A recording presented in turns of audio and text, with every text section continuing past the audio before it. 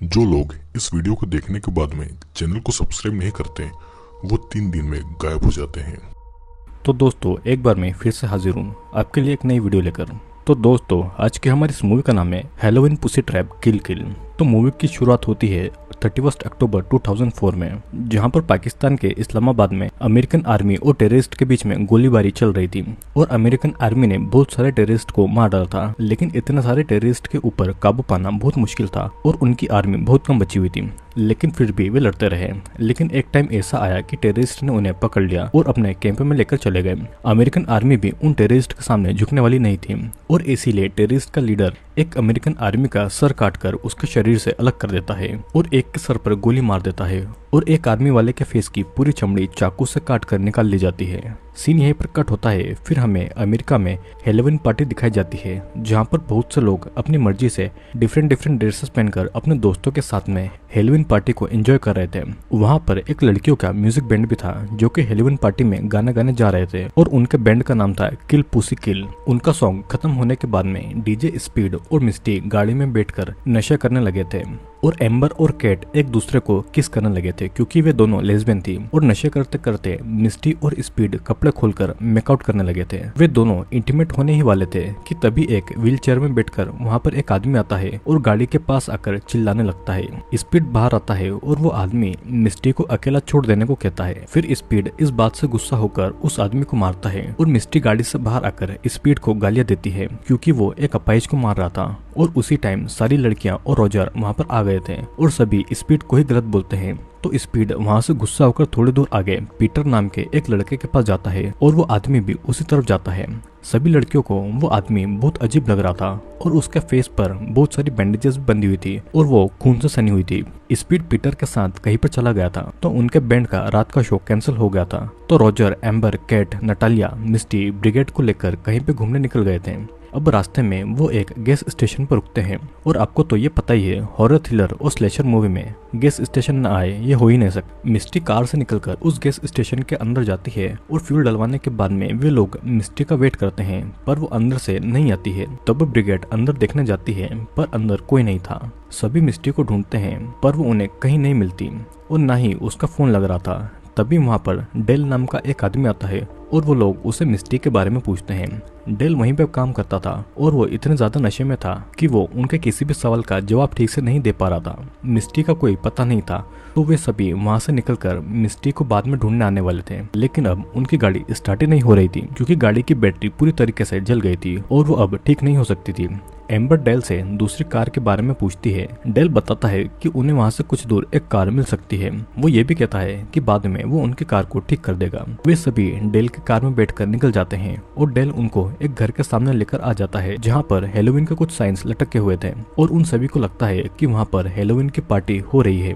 पर अचानक डेल एक गैस मास्क पहनकर कार में एक गैस छोड़ देता है और वो एम्बर को एक मुक्का मारकर उसे बेहोश कर देता है। सभी बहुत डर जाते हैं और कुछ देर के बाद सभी बेहोश हो गए थे। डेल एम्बर को उठाकर घर के अंदर एक बेसमेंट में ले जाता है और कुछ देर के बाद में नटालिया को होश आता है तो कैट उससे कहती है कि उसने हमें यहाँ पर ट्रैप करके रखा हुआ है। नटालिया सभी को एक एक करके होश में लाती है और किसी को कुछ समझ नहीं आ रहा था और सभी एक दूसरे से ही झगड़ा करने लग गए थे।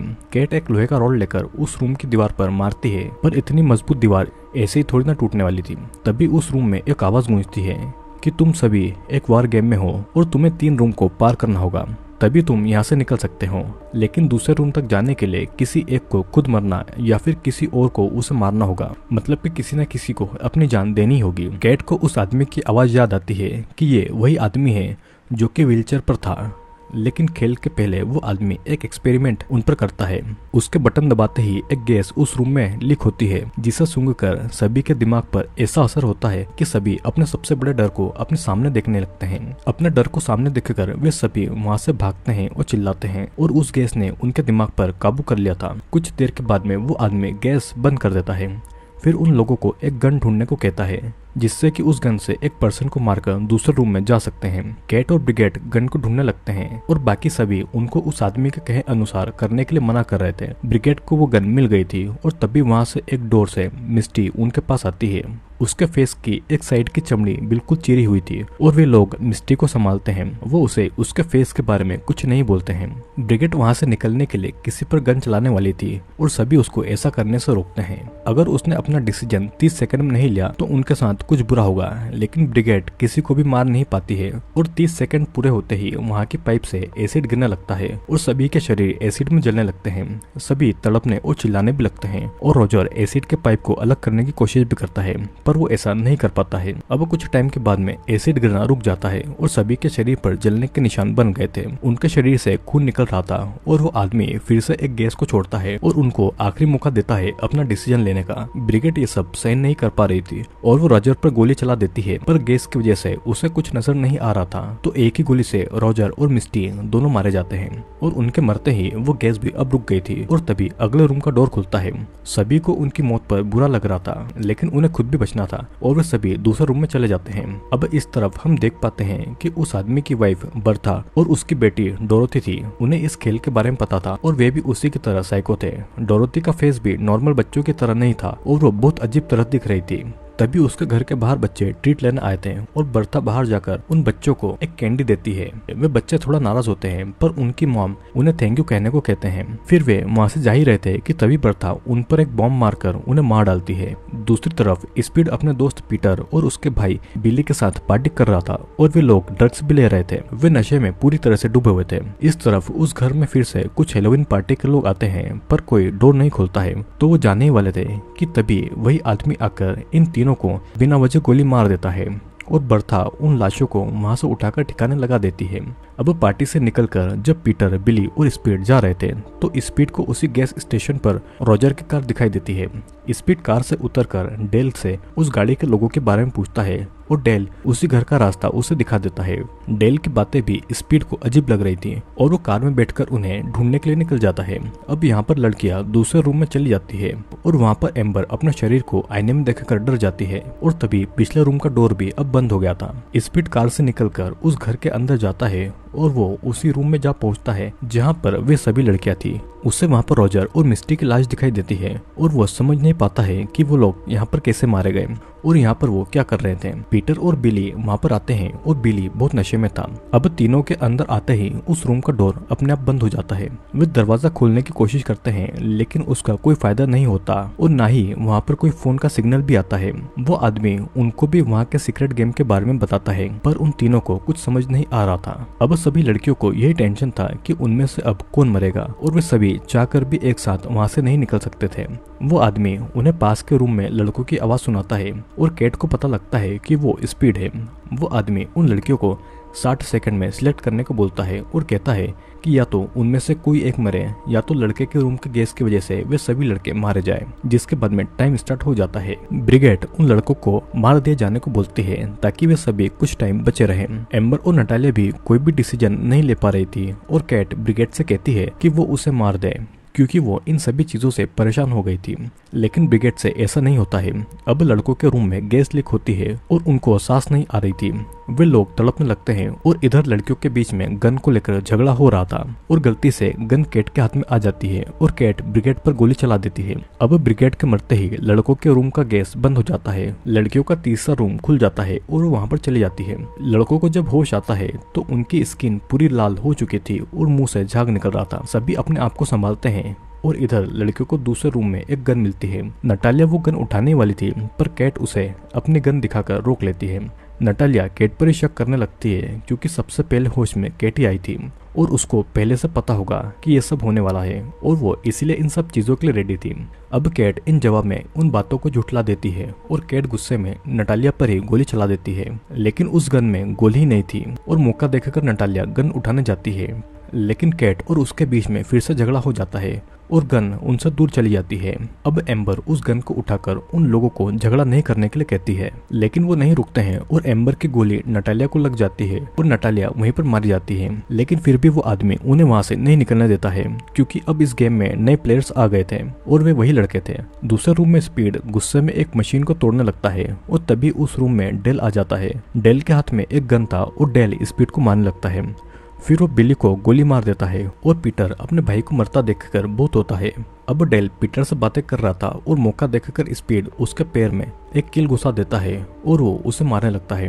तब तक पीटर गन उठा लेता है, लेकिन डेल उसे मैनिपुलेट करने लगता है तो पीटर गोली नहीं चलाता है। तभी स्पीड पीटर से गन छीन लेता है और डेल के एक पैर में गोली मार देता है। अब वहाँ पर उस रूम में वो आदमी ये अनाउंसमेंट करता है कि पीटर को मार दो, तब तुम्हें दूसरे रूम में ले जाया जाएगा। पीटर उस आदमी की बात नहीं मानता है और एक कील से डेल की आंखों को निकालने लगता है और उसकी आंख निकालकर वो कैमरा में दिखाकर कहता है कि अगर हमें यहाँ से नहीं निकाला तो उसकी दूसरी आंख भी निकाल देगा। और तब वो आदमी दूसरे रूम का डोर खोल देता है। स्पीड डेल को अपने साथ ले जाने लगता है और दूसरे रूम में उनको ब्रिगेड की डेथ बॉडी दिखाई देती है। अब फिर उस दूसरे रूम का दरवाजा भी खुल जाता है और लड़के और लड़कियां मिल जाती है, लेकिन स्पीड और एम्बर एक दूसरे पर गन ताने हुए थे। अब ये गेम ऐसा हो गया था कि दोस्त अपने दोस्तों पर ही विश्वास नहीं कर सकते थे।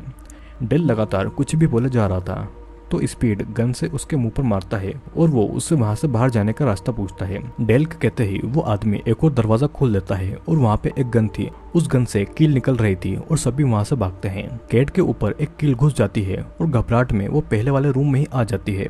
अब इस रूम में वो अकेली थी और डोर फिर से बंद हो जाता है। इधर पीटर भी मारा जाता है और एम्बर और स्पीड आगे के रूम में पहुंच जाते हैं। एम्बर और स्पीड एक मशीन वाले रूम में पहुंच जाते हैं, पर वहां से आगे जाने का डोर पूरी तरीके से लॉक था। वो डोर अब नहीं खुल रहा था और उन्हें ऐसा लग रहा था कि वे अब मर जाएंगे।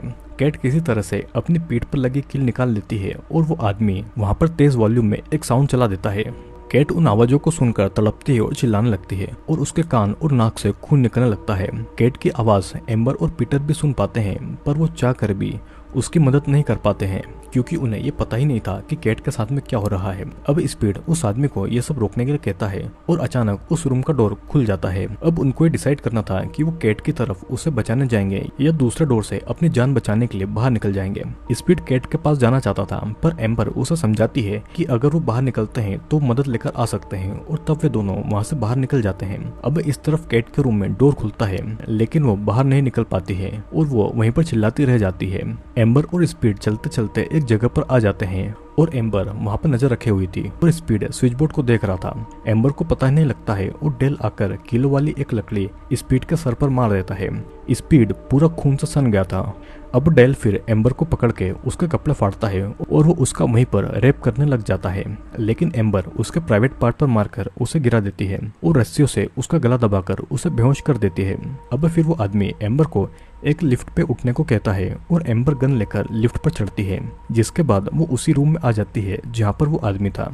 वो आदमी बताने लगता है कि वो इसी देश की आर्मी में था और दुश्मनों से लड़कर उसने अपने देश को बचाया था। दुश्मनों ने जब उसे पकड़ा तो उसके चेहरे की खाल निकाल दी और तब उसे किसी ने नहीं बचाया। उसकी कभी भी कदर नहीं की और न ही उसे कोई सम्मान दिया गया। ये आदमी वही आर्मी वाला था जिसे हमें मूवी की स्टार्टिंग में दिखाया गया था, जब आतंकवादियों ने उसके चेहरे की खाल खींच ली थी और इसीलिए वो आदमी दिखने में इतना ज्यादा भयानक था। एम्बर का लास्ट टास्क यही था कि वो उसे मारकर यहाँ से चली जाए और एम्बर भी गुस्से में गोली चला देती है, लेकिन असल में वो कैट थी जिसे उस आदमी ने अपने कपड़े पहनाकर बिठाकर रखा हुआ था। अब कैट भी मर जाती है और कैट के शरीर पर बॉम्ब का टाइमर चल रहा था। तब एम्बर उस घर से निकलकर बाहर आ जाती है और वो भागती है, लेकिन वो जल्दी ही एक गड्ढे में गिर जाती है और असल में वहाँ पर कोई बॉम्ब था ही नहीं। तभी वहाँ पर बर्था उसी आदमी को लेकर आती है जिसका नाम लुइस था और बर्था जब उस गड्ढे में देखती है तो वहाँ पर ट्रैप था जिसमें एम्बर गिरकर मारी गई थी और गड्ढे के अंदर लकड़ी उसके शरीर के आर पार हो गई थी और इसी के साथ में सभी साथी मारे गए थे। सीन यहीं पर कट होता है और हम देखते हैं कि बर्था और लुइस अगले साल हेलोवीन में फिर से अपना खेल शुरू करेंगे और हम देखते हैं कि डेल भी मरा नहीं था बल्कि जिंदा था। और इसी के साथ में ये मूवी यहीं पर खत्म हो जाती है। दोस्तों वैसे तो इस मूवी में सारी चीजें क्लियर है। लुइस नाम का एक आर्मी पर्सन था जो कि टेररिस्ट से लड़ते वक्त घायल हो गया था, लेकिन कभी भी उसे देश की गवर्नमेंट ने न सम्मान न ही उसकी कभी कदर की और इसीलिए वो अपना बदला लोगों से ले रहा था, जिसमें उसकी बीवी और डेल भी इन्वॉल्व था। तो आई होप दोस्तों आपको ये वीडियो अच्छा लगा होगा। वीडियो अगर अच्छा लगा हो तो लाइक, कमेंट और सब्सक्राइब जरूर कर लेना, क्योंकि मैं जल्दी ही ऐसे इंटरेस्टिंग वीडियोस लेकर आने वाला हूँ।